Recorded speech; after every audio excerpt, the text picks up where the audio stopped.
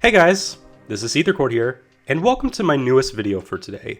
For today's video, we're going to be discussing a very popular, get it, topic within the furry fandom, and that is popular furries, otherwise known as Popufurs. Now, I've made about 1 or 2 videos about Popufurs before, about in the past 3 or 4 years of making furry-related content on YouTube, but on this one, it's not really going to discuss like what they are or why they're bad, but more so just why I have like this weird kind of like relationship when it comes to the whole Popufur concept and how it's just overall confusing for me on how I feel about it. Now, before we get into this, let me just say this isn't going after any specific popular furry YouTuber or furry fursuiter or furry Instagram model or whatever.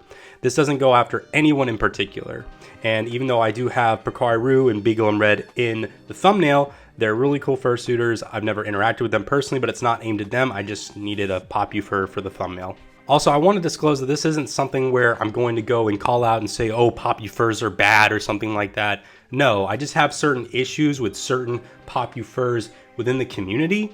But however, this isn't something that I'm going to say like it makes them a morally bad person with this issue. It's just something I don't like about certain Popufurs, and that's pretty much it. Very rarely do I see people within the community do things that I feel like are morally wrong, and when I do feel like that, I'm going to call them out individually.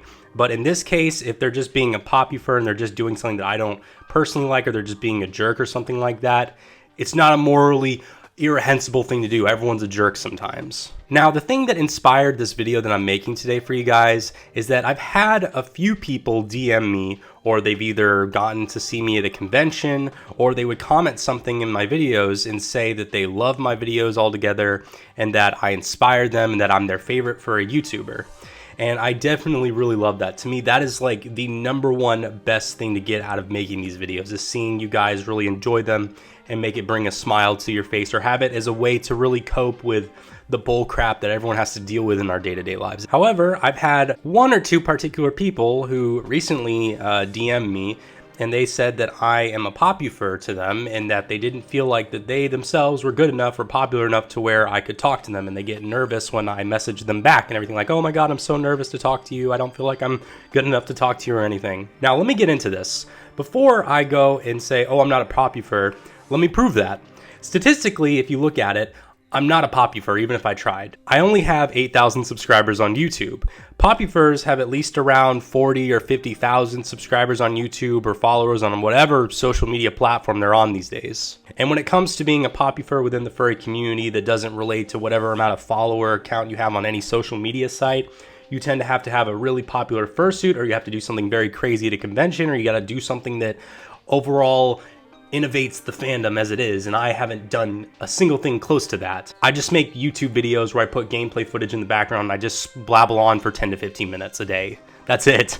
I ain't special, but I appreciate it. I not only don't like having the Popufur label just because it makes me feel a little bad to be called a Popufur, but also because even if I intentionally wanted to be a Popufur and be popular, if I tried to convince myself to do it, I'd probably fail with like all the factual evidence going against me, with like not having a high follower count, not really doing anything that special. I'm just a dude. Now, to go into the reason as to why I kind of don't feel good with getting the label as being a Popufur is because I'm not the only one online who's made videos or has made statements about why they don't like Popufurs. And I wouldn't say I necessarily don't like the Popufurs themselves.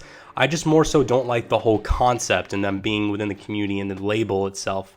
For one, the name's really dumb. Popufurs, I don't know, like just that name just doesn't seem right for that. It could be something a better name would be nice. Second of all, here's some experiences I've had personally with why I don't like being labeled as a Popufur, just hearing the mention of it. I say this because I've had a few times where I've DM'd with some very popular furry YouTubers, and I've never had them be mean or rude to me specifically. That never has happened. I've never had one that was like aggressive, or ever had one where they personally said or did something that was disrespectful to me.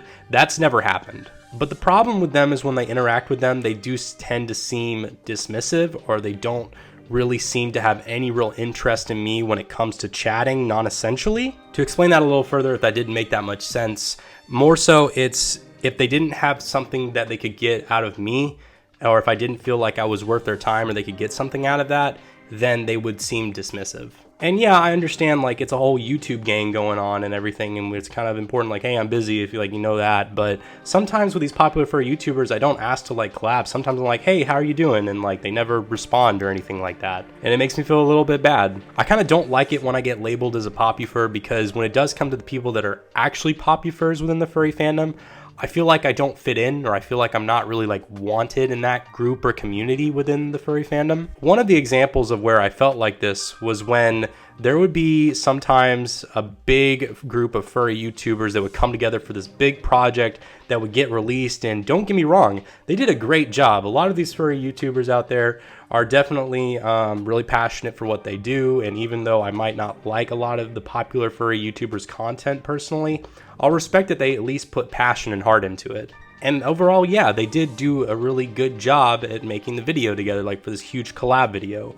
But when I see them, I'd get a little bit upset because I think, oh, I never got invited or something, or no one ever told me that this was gonna happen, and then the video's made and I'm not involved, even though I felt like it'd be really cool to get involved with that. And I have at least a decent couple amount of subscribers, you know, a couple thousand. It's not much, but it's something, and the furry community doesn't seem to have like that many people compared to like big scale YouTube. Maybe it's probably because I don't do the kind of furry content that they make. I'm not exactly sure. Another example that I've heard from some other people besides myself of this case happening would be at certain conventions, popular people would attend these room parties that were specifically for popufurs or very relevant people within the community.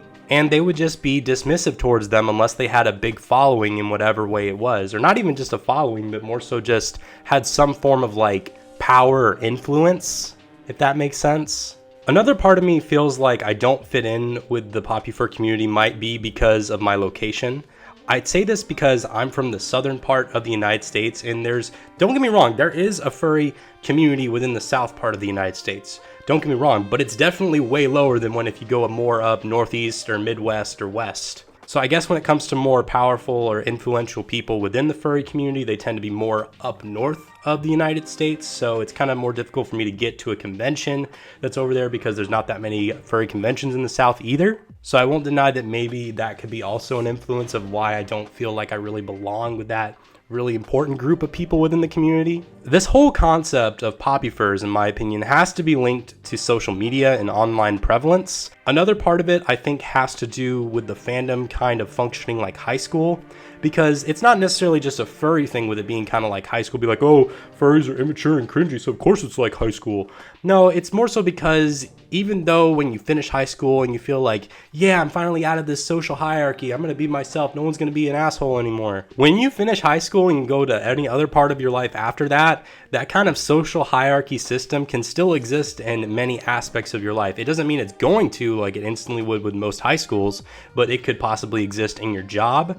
It could possibly exist in if you go to a book club or something like that, or any freaking fandom or community that you join. Like there's tons of like online communities out there where they have influential people, be it if they make YouTube videos specific to the community or something like that. It's just inevitable. So it's kind of like the furry fandom being like a double-edged sword in a way. Like, yeah, it's awesome to be in this community, but again, there's like a social hierarchy and you gotta like deal with that. I would say this is kind of linked to why I'm kind of turned off from collaborating with other YouTubers these days. Don't get me wrong, I still do it from time to time, and I like to interact with really good content creators and make content with them. It's fun.